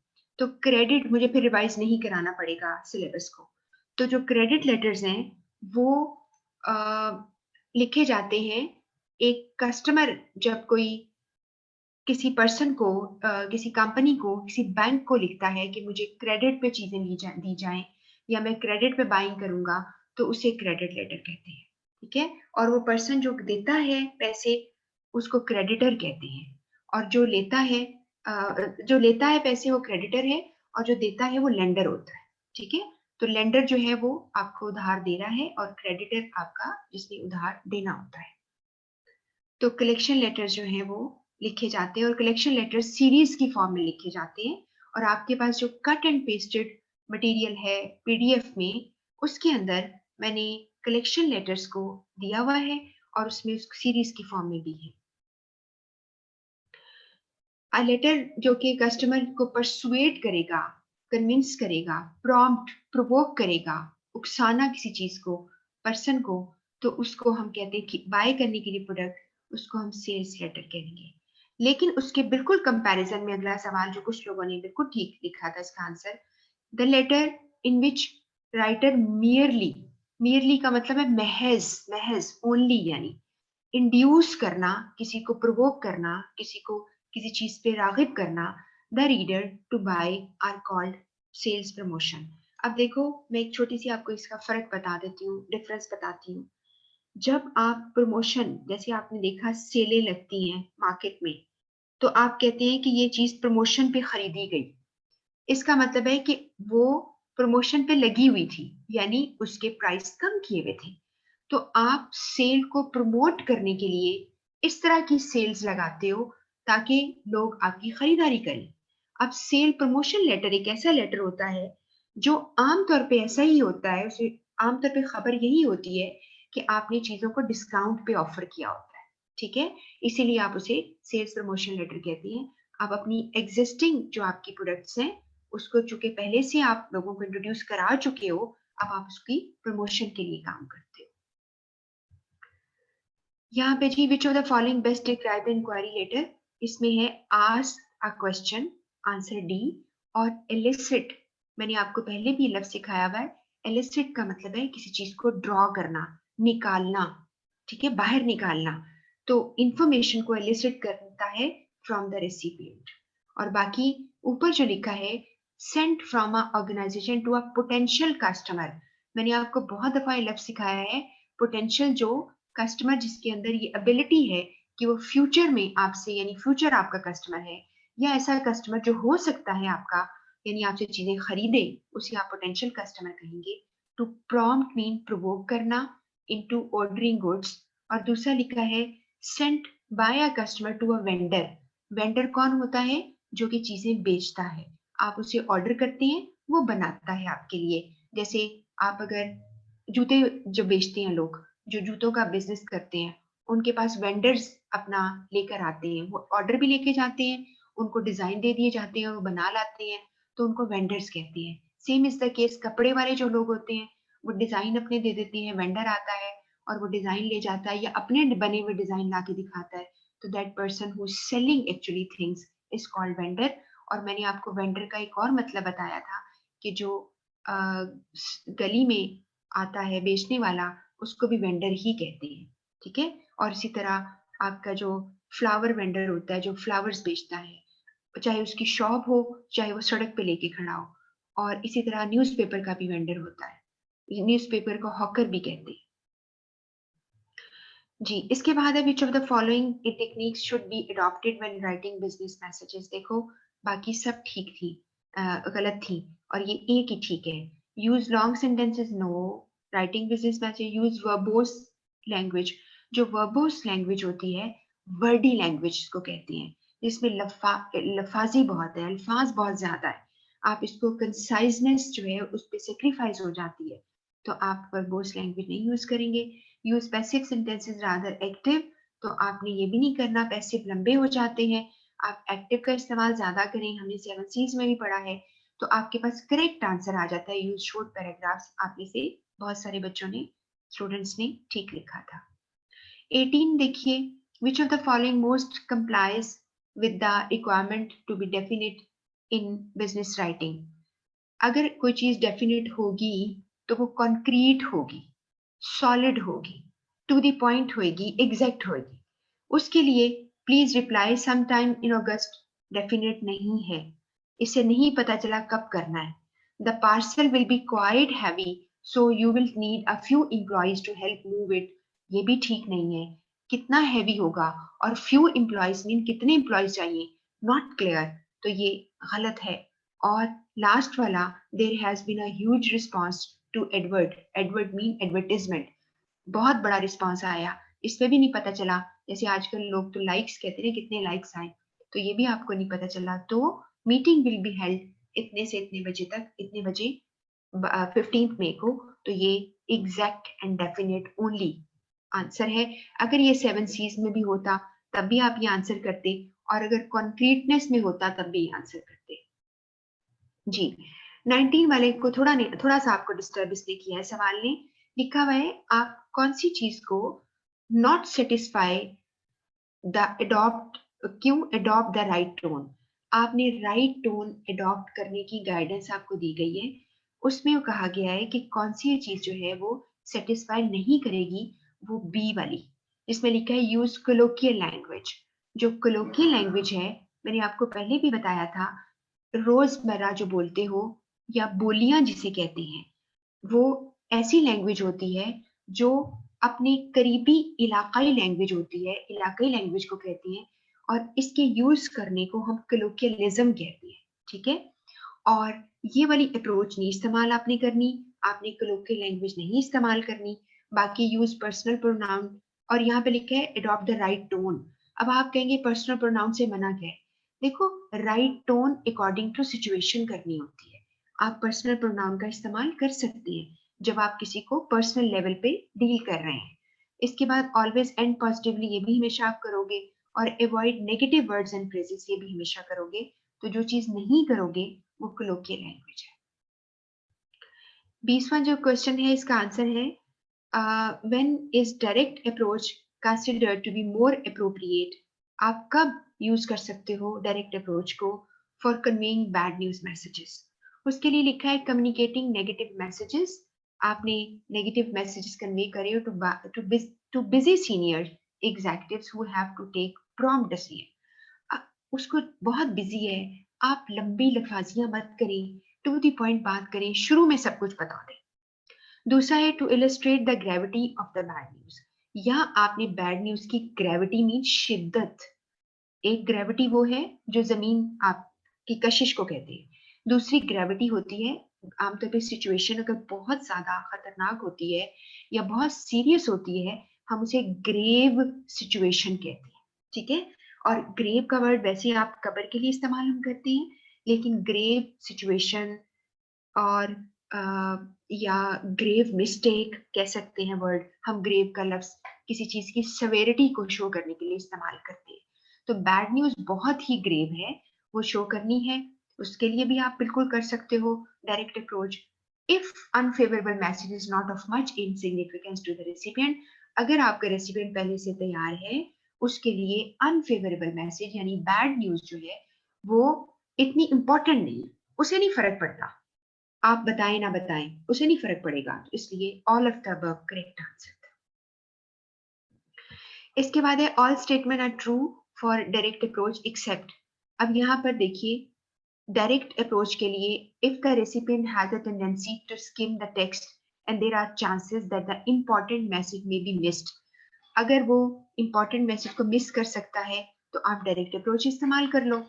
दूसरा, if the reader refuses to see reason and accepts the bad news and there is likelihood that the buffer may be interpreted as weakness। अब एक यानी बफर दिया, वो आपके मैसेज को अगर वीक बना देता है, और एक बहुत ही प्रैक्टिकल पर्सन है जो उसको जल्दी से ही यानी चीज को एक्सेप्ट कर लेगा तो भी चलेगा। लेकिन जब एक सवाल गलत हो गया कि यूज ओनली फॉर आउटसाइड, ये गलत, आप सिर्फ इनसाइड आउटसाइड इसका कोई मतलब नहीं है, डायरेक्ट कहीं भी यूज कर सकते थे। ठीक है, तो इसलिए सी इज करेक्ट आंसर। इसके बाद है a well plan negative message conveys the negativity. Negative information clearly while retaining as much goodwill as possible. ये एक रूल है जो वैसे लिखा हुआ है कि आप बैड न्यूज देंगे लेकिन गुडविल यानी अपनी जो होती है ना आपकी जो रेपुटेशन उसको खराब नहीं करना, आपने अपने रिलेशन को खराब नहीं करना। Select the correct steps sequence in communicating a negative message. बहुत सारे मिलते जुलते हैं लेकिन आपको ये बात याद होगी कि हमने स्टार्ट करना है बफर से, इसलिए आपके पास पहले वाला तो गलत ही हो गया क्योंकि बफर से स्टार्ट नहीं हो रहा, तो तीनों में बफर है। लेकिन इसके साथ साथ बी आंसर करेक्ट है क्योंकि बफर, ऑफर एंड एक्सप्लेनेशन। उसके बाद थर्ड है अवॉइड एम्फेसाइजिंग रिफ्यूजल। पांच चौथा है देन प्रेजेंट एन ऑल्टरनेटिव और compromise and with a positive statement. ये तरीका है बैड न्यूज को बफर के साथ देने का, जिसे इनडायरेक्ट प्लान कहते हो, इनडायरेक्ट अप्रोच कहते हो। इसके बाद है identify the correct sequence of step which should be followed in preparation persuasive messages. ये भी आपको मेरा ख्याल है बहुत अच्छी तरह से पता है, और इसके लिए आपको सबसे पहले आप देखो कि इसमें आइडा आपको कहीं से मिल जाएगा। सेकेंड वाले में आपको आइडा क्लियरली मिल रहा है, इंटरेस्ट, अटेंशन, डिजायर, एक्शन। आप देखो अगर पहला लफ्ज हटा दो तो दूसरे लफ्जों को मैं पढ़ रही हूँ, तो आपको इंटरेस्ट मिल गया, अटेंशन मिल गया, डिजायर हो गया, एक्शन आ गया, तो आपका ये वाला ठीक आंसर है। बाकी गलत हो गए। आइडा प्लान इससे बन गया, सीक्वेंस फॉलो हो गया। नेक्स्ट है all are true for persuasive messages except. अब ये मैं आपको लाइन समझा देती हूँ, इसका मतलब क्या है। All are true for persuasive message except use emotional and logical appeals in a balance matter. आपने परसुएसिव मैसेजेस में आपने क्या करना है, आप emotional logical appeal balance matter में कर सकते हो। रीइंफोर्स का मतलब क्या होता है, किसी चीज की ताकत को बढ़ा देना, एंडोर्स करना। तो रीइंफोर्स द प्रपोजल यानी आपने जो प्रपोज किया बात by providing additional evidence of the benefits, और anticipate no objection from the reader. ऐसा नहीं हो सकता कि आप किसी भी एंटिसिपेट करें कि कोई भी ऑब्जेक्शन जो है नहीं होगी, यानी लोग जो है वो कोई ऑब्जेक्शन नहीं लगाएंगे, ऐसा कभी नहीं हो सकता।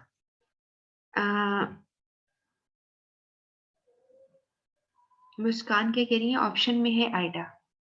जी जी,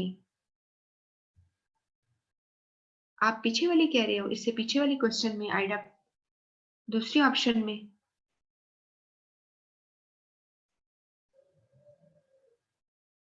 नंबर 1 कह रहे हो। जी बच्चों, नहीं ठीक कह रही हो, आप सही कह रहे हो, मैंने एकदम से चेक कर लिया, ये मैंने मार्क गलत किया हुआ है। जी जी, इज सी आंसर। अटेंशन, ठहरो बच्चों, attention, interest, desire, action, yes A है ये, ए आंसर। जी आप यही कह रहे थे, एक मिनट में चेक कर लूं आप क्या कह रहे हो।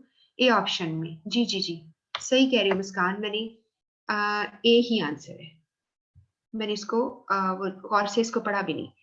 ठीक है, सही कह रहे हो, बिल्कुल सही कह रहे हो। Attention, interest, desire and action. Okay जी, अब यहाँ पर एक लफ्ज एंटीसिपेट का लफ्जी मतलब क्या था कि आपका एंटीसिपेट करना यानी पहले से अंदाजे लगा लेना। तो यहाँ पर ये चीज जो है ये गलत हो सकती थी कि आपने जी बिल्कुल सही कह रहे हैं आप अली असगर, ये आंसर है। 24 का आंसर सी था कि आप परसुएसिव मैसेज में सब ठीक है लेकिन no objection from the reader को एंटिसिपेट, ये कोई बात नहीं है। आपका जो कुछ भी कर सकता है आपसे सवाल। These require lot of marketing skills, हाँ ये भी आपको चाहिए परसुएसिव मैसेजेस में, मार्केटिंग स्किल्स भी चाहिए। 25 जो क्वेश्चन है इसमें सारा ठीक था। आपने सिचुएशन है परसुएसिव बिजनेस मैसेज में भी adopted to achieve positive responses. यहाँ पे सिर्फ कुछ लफ्जों का मतलब जल्दी से बता देती हूँ। To make a request to a philanthropist. Philanthropist आपको पहले भी बताया था, वो पर्सन जो समाजी काम करता है, इंसानियत की खिदमत करता है। फिलैंथ्रोपिस्ट होता है जो लव करता है ह्यूमैनिटी को, उससे आपने डोनेशन की अपील की, परसुएसिव मैसेज देंगे आप। उसके बाद आप न्यू प्रोडक्ट किसी को दे रहे हो, सर्विस दे रहे हो अपने कस्टमर को या क्लाइंट को, तो आप फिर यूज करोगे परसुएसिव। तीसरा है to request an employer to give a salary raise, और आप सैलरी रेज के लिए रिक्वेस्ट कर रहे हो तो आप परसुएसिव लिखोगे। और लास्ट है कि आपने किसी एडमिनिस्ट्रेटर को रोड वगैरह बनाने के ऊपर देना है, जबकि रोड की हालत यहाँ पे लिखी इंडस्ट्रियल एरिया में क्या है, डिलेपिडेटेड। डिलेपिडेटेड इसका मतलब क्या होता है, डिटीरियोरेटेड, खराब, रुइन हो जाना, तबाह हुई हुई शक्ल है, ठीक है। तो उसकी हालत खराब है, इसलिए आपके आंसर डी है, इसमें सारे इंक्लूड हो गए, यानी ऑल ऑफ द अबव। इसके बाद है briefly discuss which follow up letter commonly use है, बहुत आसान, sent after some initial communication. आप पहले इंटरव्यू दे आए हो, उसके पीछे फॉलो अप लिखोगे, ठीक है। आपको कुछ चीजें डिलीवर हुई हैं, आपने कुछ नहीं बताया, आप फॉलो अप लिखोगे, इनिशियल कम्युनिकेशन के बाद आप लिखते हो। 27 में आपने देखा कि briefly discuss in which an acknowledgement letter is commonly used. तो एक्नॉलेजमेंट लेटर जो है, sent to let others know that they have received a communication. Acknowledge करना कि हाँ जी मुझे कम्युनिकेशन मिल गई है, आप वहां पे एक्नॉलेजमेंट लेटर लिखते हो। 28 जो आपका क्वेश्चन है, उसमें आप देखते हो briefly describe circumstances cover letter में। तो एक कंपनीज, या आप पहले भी एक सवाल को शायद कर चुके कहीं पे, किसी भी पैकेज या रिपोर्ट के साथ साथ जाता है, कंपनी करता है, ठीक है। तो that is called cover letter या ट्रांसमिटर। 23 जो आपका ये क्वेश्चन वही है जो आपका मैंने बोला था ना कि एक्स्ट्रा क्वेश्चन आ गया था, कि briefly describe the circumstance in which circular letter is commonly used to share the same information with a large audience। ये बात आपको बहुत अच्छी तरह से पता है। 29th आपका है कि आपने memorandum is commonly used to record और रिमाइंड अबाउट इवेंट्स और ऑब्जर्वेशन, आप कर सकते हैं, और लार्ज ऑडियंस को नहीं कर सकते। और बाकी वाले भी जो है, बाकी सब गलत हो रहे हैं, ये इसके साथ बेहतर जा सकता है। मैंने आपको सिखाया था कि मेमोरेंडम को मेमोरी जॉगर भी कहते हैं, इसलिए ये क्वेश्चन उस इंफॉर्मेशन के साथ जा रहा है। द लास्ट क्वेश्चन आपका किसी ने जवाब दिया था, वो गलत है। डियर मिस्टर खान अगर आप लिख रहे हो तो उसके साथ योर सिंसियरली लिखोगे, योर्स फेथफुली लिखोगे जब आप डियर सर लिखोगे, ठीक हो गया। और अगर डियर सिर्फ किसी पर्सन का नाम होता, जैसे डियर खान, डियर रजा, डियर अली, तो फिर आप काइंड रिगार्ड्स या रिगार्ड्स लिख सकते थे, दोनों में से कोई एक। तो आपका ये खत्म हुआ। अब आपको पता चल गया होगा कि आपके कितने आंसर्स ठीक है। टाइम भी बस आपका ऑलमोस्ट खत्म हो गया हुआ है। तो आपको ये बता सकता है मुझे कितने आपके आउट ऑफ एक सवाल आपका बोनस हो गया, तो आप 30 में से कितने आपके आंसर्स ठीक है? मेरा 30th रॉन्ग है, 29 ठीक है। Okay, very good, very good. Muskaan कह रही है वेरी गुड। नाइला रजाक 28, यानी हमें इसका मतलब है आप अच्छी रिवीजन भी कर रहे हो और आपको बहुत अच्छी तरह समझ भी आई भी है, परफेक्टली फाइन। अब जरा थोड़े से जब टॉपिक मुश्किल आएंगे ना आगे, थोड़े से जैसे आपका जो है स्पेशली इलेक्ट्रॉनिक कम्युनिकेशन वाला है, इस तरह के कुछ होते हैं, उसमें आपको थोड़ा सा आएगा। और मैं थोड़े से अब आपको नेक्स्ट जो आएगा इंशाल्लाह आपका वीक, तो मैं थोड़े से और मुश्किल थोड़े वाले सवाल जो है वो ऐड करूंगी, ताकि आपको थोड़ी प्रॉब्लम हो। अभी मेरे पास बहुत सारे मुश्किल सवाल भी हैं, बट मैंने इसको रखा हुआ है कि आप साथ साथ मेरी रिवीजन करते जाओ, फिर वो बहुत सारे मुश्किल सवाल जो है मैं आपके साथ करूंगी, जिसमें आपको थोड़ा सा सोचना पड़ेगा, फिर आपके आंसर ठीक आएंगे। ठीक है जी, बस हमारा टाइम भी खत्म हो गया। इंशाल्लाह कल इश्ना कह रही है मेरे 24 ठीक है, कोई बात नहीं, दैट्स परफेक्टली फाइन। इसका ये मतलब है कि आपने ज्यादा क्या किया होगा कि आपने इतना रिवाइज नहीं किया। नाइला रजा के 28 ठीक है, बहुत अच्छा, जबरदस्त है। और इसी तरह इंशाल्लाह आपकी तैयारी रही तो आप बिल्कुल सारा कुछ क्लियर हो जाएगा। अब जी कल मिलेंगे इंशाल्लाह। अल्लाह हाफिज।